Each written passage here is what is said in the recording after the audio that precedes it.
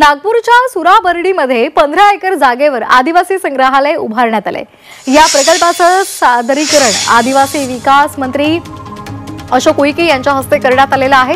हे संग्रहालय भविष्यातील पिढ्यांना आदिवासी संस्कृतीचा वारसा समजून घेण्यासाठी आणि जतन करण्यासाठी प्रेरणादायी ठरेल। पुण्यामधील बाबा भिडे पूल 21 एप्रिल पासून वाहतुकीसाठी पुढचे 3 महिने हा बंद असणार आहे। पुणे मेट्रोच्या डेक्कन जिमखाना या मेट्रो स्टेशनच्या बाजूला असलेल्या पादचारी पुलाचे काम सुरू आहे आणि त्यामुळे या ठिकाणी वाहतूक पुढचे 1.5 महिना पूर्णपणे बंद असेल। मुंबई नाशिक महामार्गावर प्रचंड वाहतूक कोंडी आहे। कशेडी पुलावरून कामामुळे मोठ्या प्रमाणामध्ये वाहतूक कोंडी आहे। तातडीच्या कामासाठी मध्यरात्री 2 वाजल्यापासून नाशिक मुंबई मार्गिकेवर ब्लॉक घेण्यात आलेले आहे। त्यामुळे मुंबईकडे येणाऱ्या मार्गिकेवरून एकेरी वाहतूक सुरू होती। मुंबई पुणे महामार्गावर इलेक्ट्रिक वाहनांना टोलमधून सूट देण्यात येणार आहे। वाढत्या प्रदूषणाच्या पार्श्वभूमीवर 1 मे 2025 पासून ही योजना लागू होण्याची शक्यता आहे। यासाठी आवश्यक चार्जिंग सुविधा उभारण्यावरही भर दिला जातोय। मुंबईतील राखीव जागेवरील अधिकृत कम्युनिटी हॉल पाडण्याचे आदेश देण्यात आलेले आहेत। अनधिकृत बांधकामामुळे कायद्याचे पालन करणाऱ्यांना अडचणीचा सामना करावा लागतोय असं उच्च न्यायालयानं म्हटलंय आणि त्यामुळे बेकायदेशीरपणे बांधकाम करणाऱ्यांवर कारवाई करण्याचे आदेश देण्यात आले। डोंबिवलीकरांना वाहतूक कोंडीपासून दिलासा मिळणार आहे। पलावा काटाई उड्डाणपूल 31 मेला खुला होणार असल्याची माहिती आमदार राजेश मोरे यांनी दिली आहे। उड्डाणपुलाच्या कामाला वेग आल्याचंही त्यांनी सांगितलंय। पश्चिम रेल्वेच्या चर्चगेट ते मरीन लाईन्स दरम्यान रात्रकालीन ब्लॉक घेतला जाणार आहे। वानखेडे पादचारी पुलाच्या दक्षिण दिशेचा गर्डर उभारणीसाठी हा ब्लॉक घेतला जाणार आहे। आज रात्री 1 वाजल्यापासून ते उद्या पहाटे 4 वाजेपर्यंत हा ब्लॉक असेल। या ब्लॉक दरम्यान बोरिवली चर्चगेट आणि चर्चगेट बोरिवली लोकल गाड्या रद्द असतील। मध्य रेल्वेच्या दिवा आणि मुंब्रा या स्थानकांदरम्यान उद्या मेगा ब्लॉक घेतला जाणार आहे। रेल सेक्शन कन्व्हर्जनसाठी हा ब्लॉक असेल। उद्या रात्री 1 वाजल्यापासून सोमवारी पहाटे पर्यंत अप जलद मार्गावर हा ब्लॉक घेतला जाणार आहे। दुसरा ब्लॉक मंगळवारी रात्री 1 ते बुधवारी पहाटेपर्यंत हा ब्लॉक असेल। भिवंडी शहराला पाणी पुरवठा करणारी स्टेम कंपनीची मुख्य जलवाहिनी अचानक तुटली आणि भिवंडी शहराचा पाणी पुरवठा त्यामुळे खंडित झालाय। त्यामुळे भिवंडी शहरामध्ये आजही पाणी पुरवठा बंद असेल अशी माहिती महापालिकेने दिली आहे। जलवाहिनी दुरुस्त झाल्यानंतर भिवंडी शहराला कमी दाबाने पाणी पुरवठा केला जाईल अशी सुद्धा माहिती देण्यात आली आहे। जळगाव शहराला आज पाणी पुरवठा होणार नाही। पंपिंग स्टेशनला वीज पुरवठा करणाऱ्या केंद्राचं काम हाती घेण्यात आलेलं आहे अशी माहिती मिळते। जळगाव महापालिका पाणी पुरवठा विभागाने ही माहिती दिली आहे। शहराचा पाणी पुरवठा 1 दिवस पुढे ढकलण्यात आलाय। जालना जिल्ह्यामध्ये भीषण पाणी टंचाई निर्माण झाली आणि त्यामुळे टँकरनं पाणी पुरवठा करण्याची मागणी केली जाते। जिल्ह्यातील 158 गावांमधील पाणी उपशावर बंदी घालण्यात आली आहे। राज्यामध्ये उन्हाच्या झळा वाढलेल्या आहेत आणि दुसरीकडे पाणी टंचाई सुद्धा जाणवू लागली आहे। बारामतीच्या तरडोलीचा तलाव कोरडा ठाक पडलाय। या तलावामध्ये थेंबभर सुद्धा पाणी उरलेलं नाहीये।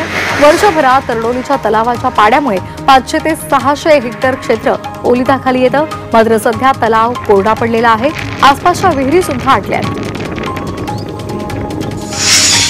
पनवेल कर्जत प्रकल्पामधील चौक स्थानकामध्ये रोड ओव्हर पुलाचं काम गर्डर टाकण्यात आलेलं आहे। त्या ठिकाणी जवळपास 370 ते 400 मेट्रिक टनाचे 5 गर्डर उभारण्यात आले। महामुंबईमधील प्रवाशांना नव्या रेल्वे मार्गाचा पर्याय उपलब्ध व्हावा यासाठी पनवेल कर्जत नवीन उपनगरीय मार्गाचं काम सुरू झालंय।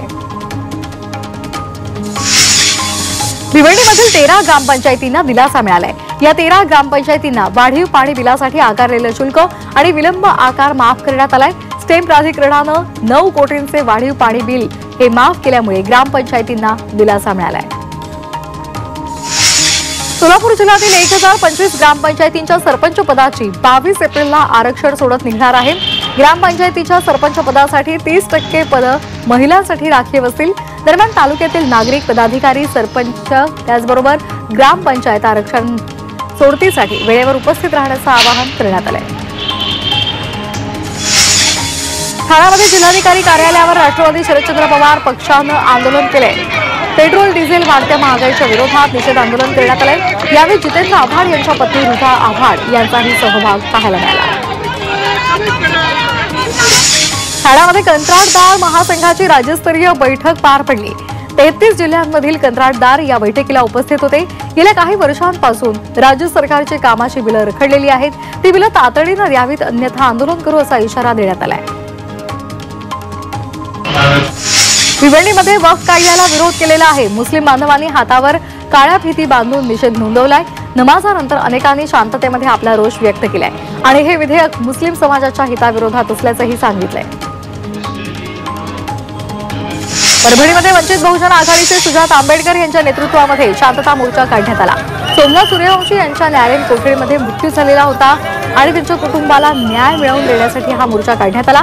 या मोर्चामध्ये अनेक आंबेडकरी अनुयायी सहभागी झाले होते। संपूर्ण राज्यभरात शेतकऱ्यांनी मार्च महिन्यामध्ये 1.25 लाख क्विंटल तुरीची नाफेडला विक्री केलेली आहे। या विक्रीला तुरीचे तात्काळ चुकारे मिळणं अपेक्षित होतं, मात्र प्रत्यक्षामध्ये एप्रिल उजाडलेला आहे। मात्र तरी सुद्धा शेतकऱ्यांच्या खात्यामध्ये याचे पैसे गेलेले नाहीयेत आणि त्यामुळे शेतकरी संभ्रमात आहेत। सोयाबीनची आवक कमी झाल्यामुळे दरामध्ये वाढ झाली आहे। आंतरराष्ट्रीय बाजारामध्ये सोयाबीन पेंटचा दर हा 3,300 रुपये क्विंटलवर पोहोचलेला आहे। अमरावती बाजार समितीमध्ये सोयाबीनच्या 3,000 पोत्यांची आवक झाली आहे। यावेळी पहिल्यांदा सोयाबीनला 4,300 रुपये भाव मिळाला आहे। नाशिक जिल्ह्यातील पेठ तालुक्यामध्ये जलव्यवस्थापन कृती पंधरवडा 2025चं आयोजन करण्यात आलंय। या मेळाव्यामध्ये निरंजन खिल्लारे यांनी लाभधारक शेतकऱ्यांशी संवाद साधत जलव्यवस्थापनासंदर्भात शेतकऱ्यांच्या विविध शंकांचं निरसन केलंय। सोलापूरमधील प्रसिद्ध न्यूरोसर्जन डॉक्टर शेरिष वळसंकर यांनी स्वतःवर गोळी झाडून आपलं जीवन संपवलेलं आहे। त्यांच्या आत्महत्येमागचं कारण अद्याप अस्पष्ट आहे। उल्हासनगरमधील पुजाऱ्यावर अंबरनाथमध्ये प्राणघातक हल्ला झालाय। यामध्ये पुजारी गंभीर जखमी झालाय, त्याच्यावर खासगी रुग्णालयात उपचार सुरू आहेत। या प्रकरणी अंबरनाथ पोलीस ठाण्यामध्ये हत्येचा प्रयत्नाचा गुन्हा नोंदवण्यात आलाय।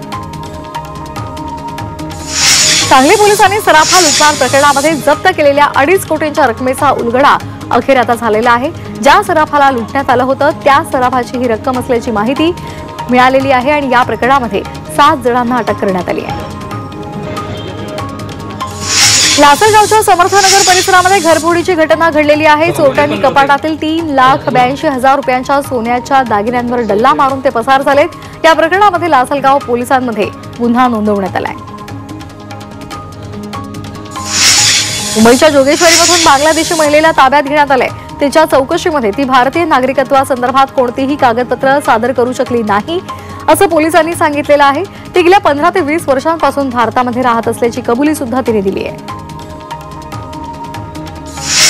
कर्जतमध्ये 5 वर्षाच्या 2 मुलींवर शाळेच्या बस क्लीनरनं वारंवार लैंगिक अत्याचार केलेले आहेत। या प्रकरणामध्ये आरोपीला पोलिसांनी अटक केली असून या घटनेचा सखोल तपास पोलीस करतायत। जालन्यामधील शासकीय कंत्राटदार देवीदान इन्फ्रा प्रायव्हेट लिमिटेड यांच्या कार्यालयावर जीएसटी विभागानं धाड टाकली आहे। जीएसटी विभागाच्या अधिकाऱ्यांकडून या कार्यालयामधील कागदपत्रांची तपासणी केली जाते। यावेळी अधिकाऱ्यांच्या हाती महत्त्वाची कागदपत्र लागल्याची माहिती समोर आली आहे। नाशिकमध्ये चालत्या कारनं अचानक पेट घेतला। या आगीमध्ये संपूर्ण कार जळून गेली आहे। नाशिकच्या द्वारका परिसरातल्या उड्डाणपुलावर ही दुर्घटना घडली आहे।